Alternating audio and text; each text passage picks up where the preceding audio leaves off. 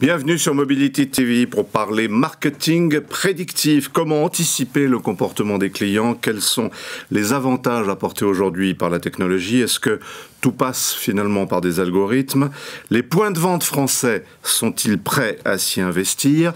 Et puis quel impact sur les clients? Sont-ils prêts eux aussi à être ciblés? On va en parler avec les professionnels du secteur. Jocelyn Denis, bonjour. Bonjour. Vous êtes président fondateur de Digitaléo, qui est une, on peut dire, start-up? Oui. Né en 2004, la start-up, pas vous. C'était avant le smartphone, c'était gonflé. Hein? Oui, tout à fait. L'idée de départ, qu'est-ce que c'était? On a démarré grâce à l'automobile pour les distributeurs de voitures et aussi les marques sur la relation client par SMS. Ouais. Eh oui, c'est ça, on recevait c'est les premiers SMS qu'on recevait en disant votre voiture est prête. Voilà, en 2004, on avait tous un Nokia et envoyer des SMS, c'était moderne et innovant. Ouais. Aujourd'hui, vous êtes à Rennes, c'est ça? Oui. Plus de 60 collaborateurs. Tout à fait. Et combien de clients? 4000. Pas mal. David Descotes, bonjour. Bonjour. Directeur général d'Ismo France. Alors Ismo France, c'est la filiale d'un groupe énorme qui est présent dans le monde entier. D'un groupe présent dans le monde entier, énorme, je n'irai pas jusque-là. Fondé en 2002 aux États-Unis, à San Francisco. Quelle était l'ambition au départ d'Ismo? Une opportunité plutôt qu'une ambition. Le constat qu'il n'y avait pas d'image de qualité dans le monde automobile. La création de studios qui, autour de la valeur en fait associée au contenu, image, a permis d'écrire un chemin qui s'est réalisé au travers de sites web.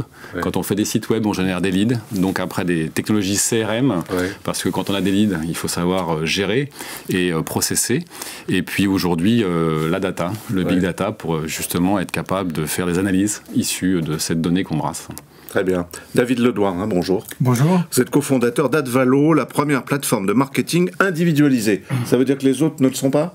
Ça veut dire qu'on est parti effectivement de ce constat qu'il y avait une problématique de trafic en concession et en magasin au sens large du terme, et qu'il fallait, pour répondre à ça, finalement, être capable de sortir d'un marketing de masse et de revenir sur une individualisation réelle du marketing. Et donc, à partir de là, être capable de se dire, effectivement, j'ai sur ma zone de chalandise un certain nombre de consommateurs, lesquels parmi tout cela sont des intentionnistes, c'est-à-dire auxquels j'ai intérêt à parler aujourd'hui. L'intentionniste, c'est celui qui a l'intention d'acheter. Exactement. Donc, plutôt que de parler à tout le monde tout le temps, si j'ai acheté un véhicule il y a 3 mois, on peut me proposer des journées portes ouvertes, j'y viendrai peut-être pas.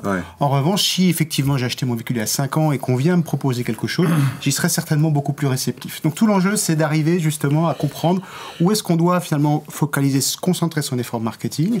Ça, c'est le côté positif pour le distributeur. Et pour le consommateur, c'est d'être sollicité au moment où, pour lui, il est prêt finalement à s'engager dans une relation. Et où vous ne le dérangez pas? L'objectif, c'est effectivement d'être moins intrusif. Parce que si lui est en parcours d'achat, on va être à ce moment-là dans un accompagnement de ce parcours d'achat et on ne va pas être dans une intrusion quand lui n'en a pas besoin. J'oublie pas Berislav Kovacevic, que je vais présenter quand même si les fidèles de Mobility TV le connaissent. Bonjour Berislav. Bonjour. Solution VO. Vous êtes notre bonifieur. Je vais peut-être régler la question Criteo, puisque vous parliez de l'intrusif. J'avais prévu à la fin, mais on va commencer avec ça.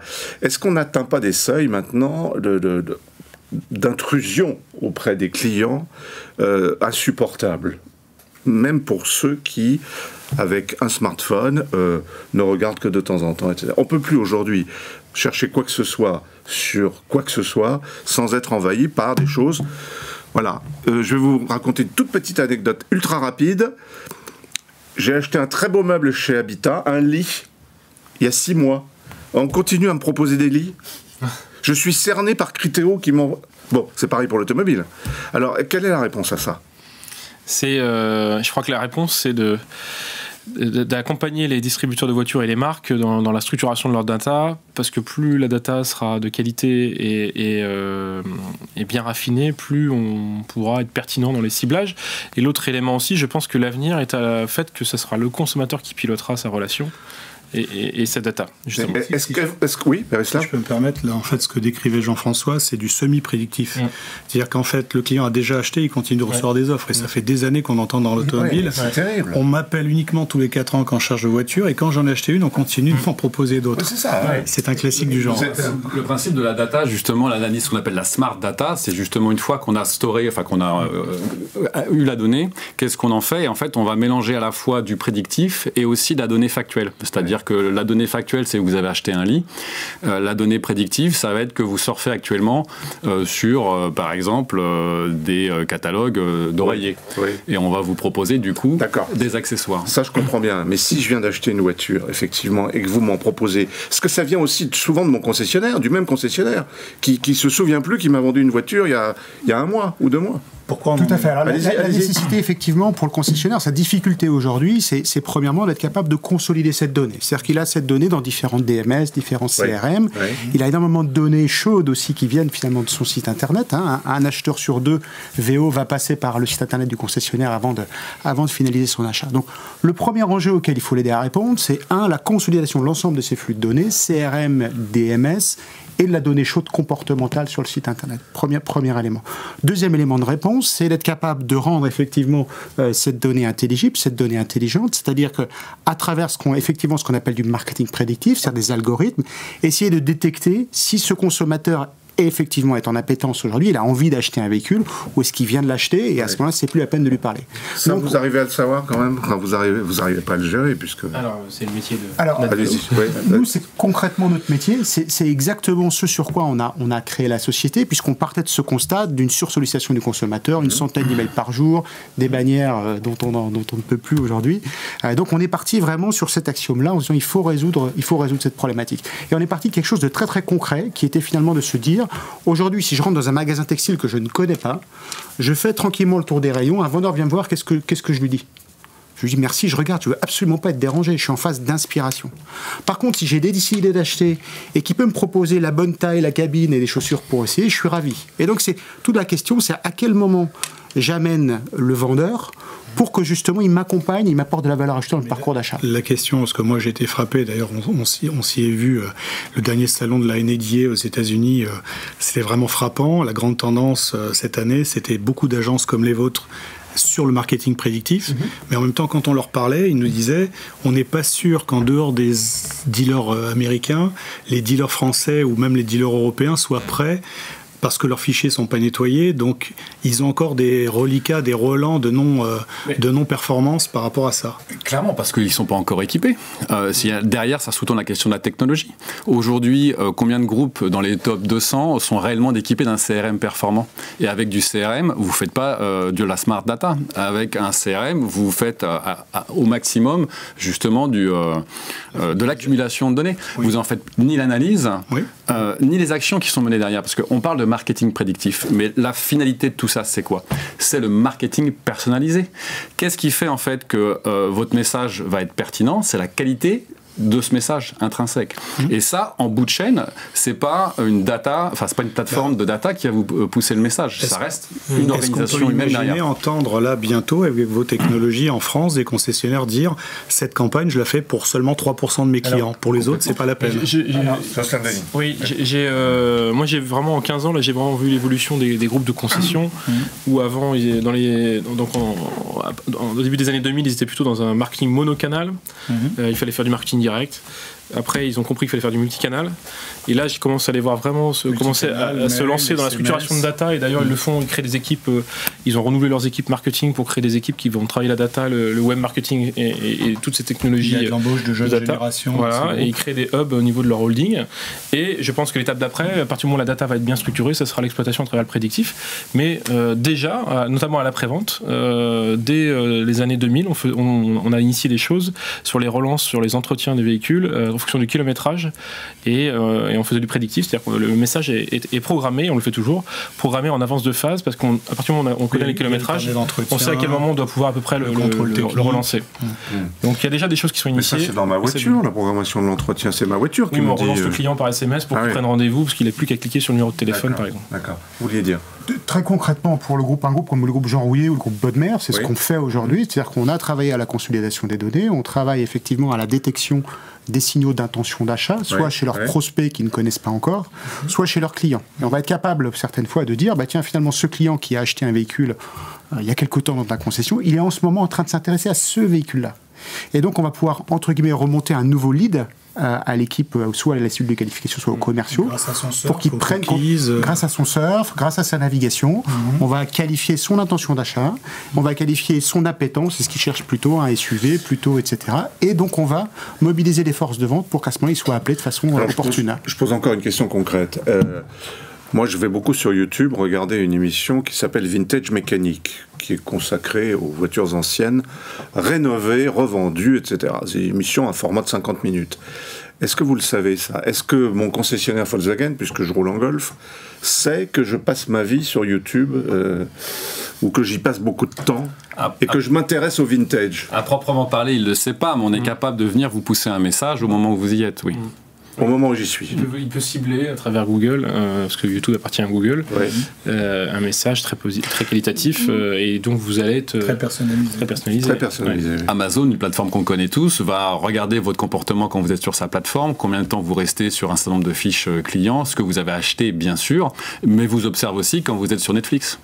Oui, puisque pour le coup, ils travaillent sur ces plateformes-là. Pour donner quelques chiffres sur le marketing personnalisé dont je parlais tout à l'heure, on a des études qui nous disent que ça va multiplier par 5 à 8 fois le retour sur investissement des engagements marketing qui sont faits et peut augmenter jusqu'à 10% les ventes. Hors automobile, je parle bien sûr, enfin pas que automobile. C'est des études qui sont publiées par la Harvard Business School qui donnent ce type de chiffres. Ce qui montre bien qu'à partir du moment où on pousse un message de qualité, et c'est toute la question que je posais tout à l'heure, est-ce que les organisations vont être prêtes quand elles auront récupéré le résultat de l'analyse de la donnée? Vous les trouvez prêtes aujourd'hui? Non. Puisque aujourd'hui, je pense qu'on n'est déjà pas, alors sauf sur certains groupes qui sont avancés, dans l'analyse prédictive déjà, ni même peut-être dans la collecte de l'information. On a reçu récemment des représentants du top 100. Aujourd'hui, c'est quoi? Une dizaine de groupes. On parle de Jean Rouillet, de Bonne-Mère, une dizaine de groupes organisés. Est-ce que ça sera accessible aux autres, aux plus petits? Parce qu'il y a groupes petits aujourd'hui, moyens, gros, il y a des concentrations, fusions. Il faut des grosses éques de marketing. Ou est-ce que votre service coûte cher, je suppose, non? Non. Ça, c'est rien par rapport à ce qu'il rapporte. C'est un investissement. Ouais. C'est un investissement. Ce que dit Samy Benchikoun, qui est le patron du digital de Groupe Jean Rouet, il dit globalement on a augmenté nos ventes VO de 10%. Là-dessus, il y a une forte part d'Advalo. C'est pas que du Advalo, évidemment. On en serait ravis, mais on n'a pas vocation à s'attribuer l'ensemble du gain. Mais concrètement, on a des campagnes très très concrètes qui lui permettent de mesurer l'incrémental de chiffre d'affaires, c'est-à-dire l'impact de ces actions sur les ventes qui vont se faire derrière dans les concessions. Sur du ciblage qui va même accompagner le budget, le mode de financement, le fait qu'il y ait une reprise ou pas, ça peut aller jusque-là? Aujourd'hui, on est d'abord sur l'intention au sens large du terme. Demain, effectivement, il sera pertinent de se dire, est-ce qu'il est au début de son parcours d'achat et on lui parle de technologie, on lui parle, etc. Ou est-ce qu'il est effectivement en fin de parcours d'achat et on va plutôt lui parler d'un financement, d'une proximité, d'un budget, etc. Donc aujourd'hui, on n'est pas encore dans ce niveau de finesse, mais on est déjà à se dire à qui je dois parler, sur quel véhicule je dois parler. Donc on industrialise ce que vous évoquiez précédemment, qui est finalement l'industrialisation du contenu, qui est un vrai sujet, j'en conviens. Il faut être capable d'automatiser toute la stratégie de contenu qui va y avoir derrière. C'est facile quand moi j'ai le plaisir de rencontrer quand même pas mal de responsables marketing qui me disent mais presque tous, mon fichier client il est pourri à 85%. J'ai 15% de clients propres. Et effectivement, il y a un vrai enjeu. Il y a trois choses à faire. Il y a nettoyage, normalisation, déduplication. C'est trois mots un peu clés qu'il faut avoir en tête. Je rajouterais formation des équipes aussi, qui sont en interaction avec le client, parce que la collecte de données est aussi un vrai chantier. Parce que le marketing de masse non pertinent vient de là. Absolument. En préparant l'émission, j'ai relevé les grandes tendances marketing digital pour 2019. C'est un peu comme la mode, vous allez me dire ce que vous en pensez. Le marketing vocal. Un quart des recherches sont faites par commande vocale. Les assistants personnels comme Google, Alexa, etc. sont de plus en plus avancés et comptent ainsi de plus en plus d'utilisateurs. Ça, c'est quelque chose qui rentre dans ce que vous proposez à vos clients ? Alors nous, on le propose en mode, on va dire, de personnalisation, c'est-à-dire que c'est par exemple la voix du conseiller client ou du directeur de concession qui va, au lieu d'envoyer un message écrit, ça va être la voix qui va être diffusée sur les téléphones portables pour des invitations, pour la confirmation de voiture est prête, etc. Ou pour de la relance sur des offres. Et ça marche très très bien en termes, parce que du coup les clients rappellent quand ils sont disponibles. David Descotes ? Après, sur la recherche sur un site internet de concessionnaire auto, oui, c'est possible de le faire. Ouais. Mais ce qu'on constate, en fait, c'est qu'il y a 2 technos disponibles aujourd'hui, Microsoft et Google. Et clairement, en fait, cette demande-là, elle existe quand vous parlez à Alexia. Alexia, en fait, vous allez lui demander d'arriver sur le site du groupe Schumacher, par exemple, LS, pour n'en citer qu'un. Ouais. Après, une fois que vous êtes arrivé sur le site, clairement, vous êtes capté par les contenus aussi images qui sont présents. Et le besoin d'une recherche vocale... moi, j'y crois pas du tout, en fait. C'est plus pour arriver, justement, sur le site qui va avoir le contenu qui est pertinent pour vous. Tenez, je repose une question un peu béotienne, puisque vous venez de parler du groupe Schumacher. Lamborghini. LS. Si je passe LS maintenant, si je passe ma vie à regarder des Lamborghini, encore une fois sur le net, à chercher ceci, à chercher cela, etc., est-ce que le groupe Schumacher va s'intéresser à moi et venir regarder si je vais acheter une Lamborghini ou pas? C'est tout à fait possible, oui, comme on disait tout à l'heure, oui, parce qu'à partir du moment où vous êtes passé sur leur site, à un moment donné dans votre parcours, ils sont capables effectivement, enfin on est capable avec eux de vous retrouver quand vous êtes sur ces sites-là. C'est ce qu'on fait par exemple avec le groupe Volkswagen, on travaille pour Seat et Skoda, tout l'enjeu c'est justement de les aider à détecter les intentionnistes, les gens qui ont une intention d'achat sur ces véhicules-là pour les amener à faire mais moi si je passe ma vie sur Lamborghini, si j'ai pas du tout envie d'acheter une Lamborghini, vous voyez ce que je veux dire. On va savoir les distinguer des touristes. Voilà, alors effectivement, il y a beaucoup de données d'enrichissement, c'est un très bon point, on le voit beaucoup dans des marques effectivement très premium, où il y a une donnée qui va être une donnée d'intention qui est liée à la navigation du consommateur, mais qu'on va croiser avec une donnée qu'on appelle, une donnée d'enrichissement sociodémographique, qui est gratuite, qui est produite par l'INSEE, qui s'appelle l'IRIS, et qui va nous permettre de se dire, finalement, c'est quelqu'un qui achète une Lamborghini, mais dans une zone qui, a priori, en termes de pouvoir d'achat, n'est pas Lamborghini. Donc, effectivement, on va pouvoir faire la distinction et affiner en se disant, est-ce que c'est pertinent ou pas d'aller contacter cette personne. Je continue les grandes tendances 2019. Les vidéos live.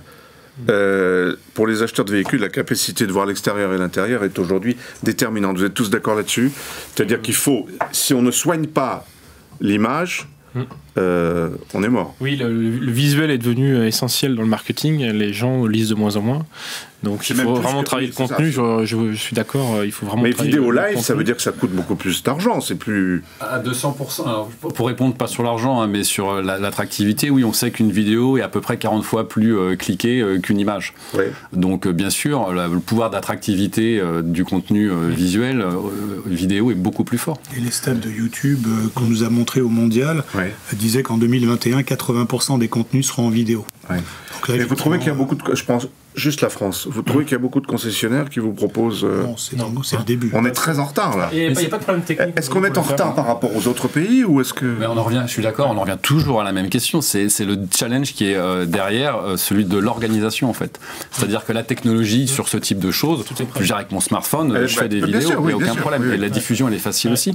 C'est l'organisation derrière. C'est justement le souci qu'on va avoir. On parlait tout à l'heure de marketing personnalisé. Comment j'arrive à générer la quantité de messages personnalisés qui est nécessaire pour être pertinent. Et c'est la même chose avec les vidéos. Ce sont des processus qui doivent être mis en place. C'est la valorisation de certains métiers qui n'existaient pas avant dans les réseaux de distribution qui doivent être faits. Et en fait, tout l'enjeu est de le renouvellement ou l'évolution des métiers de communication chez les distributeurs. Les commerciaux où en fait, effectivement, c'est pas forcément naturel pour les personnes qui sont en place de créer des contenus, on va dire, digitaux. Ils sont pas forcément à l'aise avec tout ça. Et parce que historiquement, ils faisaient de la communication, on va dire, classique, print, affichage et local. Et là, aujourd'hui, on leur demande de faire du community management, de la création de contenu. Et clairement, c'est une rampe de lancement pour les jeunes pour intégrer les métiers du marketing dans l'automobile. Mais c'est aussi une prise de conscience qu'on doit amener aux dirigeants. C'est de bien factualiser les parcours d'achat. Aujourd'hui, jusqu'ici, on va dire, il y avait une communication générale qui était faite en télé. Et la première façon de découvrir le véhicule, c'était de se rendre en concession. Et donc, le parcours d'achat, il démarrait dans la concession. On venait 3-4 fois en concession et puis on finissait par acheter. Aujourd'hui, ce qui se passe, c'est que le parcours d'achat démarre sur le digital et on ne va se rendre en concession que si on a pris sa décision. Et donc, si on n'est pas capable, avec une qualité d'image et être capable de bien comprendre le véhicule qu'on va acheter, et un bon configurateur, si on n'est pas capable d'avoir pris sa décision sur le digital, on ne se rendra pas en concession. Et donc il faut aider les dirigeants à prendre conscience de ces éléments-là pour qu'ils souhaitent investir sur des équipes, des équipements, etc., qui vont permettre de rendre ce service. Et Bérissa, vous parliez du NADS, qu'on a pu constater au NADS cette année à San Francisco, c'est que l'étape qui est juste devant nous, c'est plus la prise de décision en ligne, c'est désolé de faire un anglicisme, le closing du deal en ligne. C'est-à-dire que les gens continueront à se déplacer, moi j'y crois beaucoup, en concession, mais les termes et conditions du deal seront déjà intégralement verrouillés avant qu'ils se déplacent. Parce qu'on constate, je le répète à chaque fois, mais que les concessions on continue à installer des concessions en France et en Europe d'ailleurs. Oui. Enfin, il n'y a pas que le premium allemand qui s'installe. On ne dit plus des concessions, on dit des cathédrales. Des cathédrales. Oui, enfin, il n'y a pas que des cathédrales non plus. Heureusement. Voilà. Très bien. Votre métier dans 5 ans, comment vous le voyez? On terminera là-dessus. Alors on le voit... 5 ans, hein, pas... Alors beaucoup moins de marketing de masse et beaucoup plus de ciblage. Oui. Donc de la... Critéo toujours? Non, nous on n'est pas Critéo, mais... Non, mais je veux dire... Nous on est là vraiment... Le grand public, il commence à connaître Critéo. Comment on voit notre métier, c'est clairement que les concessionnaires, d'ailleurs c'est ce qu'ils nous demandent, c'est de les aider à enrichir leur base de données derrière pour mieux cibler et rendre le marketing beaucoup plus efficace, plus éthique aussi, parce qu'arroser à tout va, c'est pas forcément très éthique au niveau écologique et au niveau spamming. Donc clairement plus d'efficacité et moins de volume, mais pour meilleur ROI. La qualité plutôt que la quantité. Et moi, pas comme un fournisseur, mais comme un partenaire, justement, pour accompagner l'intégration des technologies sur lesquelles nous, on fait les investissements, en fait, au sein des réseaux de distribution. David Ledoir. Et nous, justement, comme une espèce de vendeur augmenté, c'est-à-dire une capacité à être pertinent lorsque une personne rentre, lorsque je la reconnais, j'évalue ses besoins et je suis capable d'avoir une réponse qui est adaptée. Quand on les compare avec les anglo-saxons, ils sont souvent très bons commerçants, très bons gestionnaires, ils ne sont pas encore assez marketeurs. Et il faut investir quand même un peu d'argent dans tout cela. Réapprendre à travailler différemment. Absolument, oui, c'est joliment dit. Merci à vous tous.